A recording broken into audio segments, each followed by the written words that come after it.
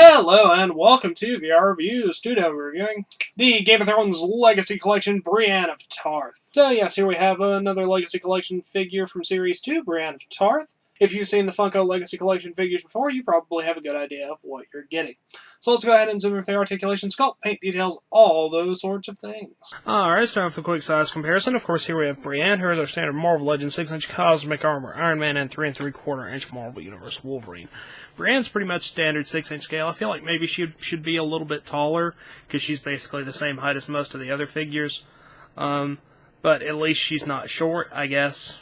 Either way, they've had a bit of a height variation issue with the Game of Thrones line, unfortunately. Either way, let's get everything else out of here and just look at Brienne. Alright, moving on to our 360 spin. Here you can see Brienne. She has on her standard sort of bronzish brown armor with blue underpieces. She has some reflective blue pieces sort of under the arm areas, underneath her gauntlets and stuff. Nice like ridges and stuff sculpted in. All the armor detail looks nice. She's got some belts, and of course she's got her sword there on her side. Both of her hands are in holding position, so you can put her sword in either hand you want to. Overall, the detail looks really nice. Let's go ahead and zoom in on her head sculpt. Head sculpt-wise, I think Brienne looks decent. It's recognizable enough likeness. Her hair is painted pretty nicely. It's got some shading in between the strands. The sculpting looks nice. I don't see any faults or anything big to complain about. So let's go ahead and zoom out and look at some articulation. Articulation-wise, Brienne's pretty standard for the Legacy Collection. Bulge on head, forward and back, side to side, bulge on shoulders, in and out, forward and back, hinge and rotation in the elbow, hinge and rotation in the wrist, waist rotation, forward and back a little bit, but not much. Hips go in and out, forward and back, thigh cut, double jointed knees, hinge and pivot in the ankles. So you should be able to get her into pretty much any pose you can get any other figures from this line into. So that is cool. Now Brienne does come with one accessory, so let's go ahead and look at that. Brienne comes with a standard just sword. Nothing special about it. This is before she got Oathkeeper. Silver blade, crossguard and pommel, and leather wrapped handle.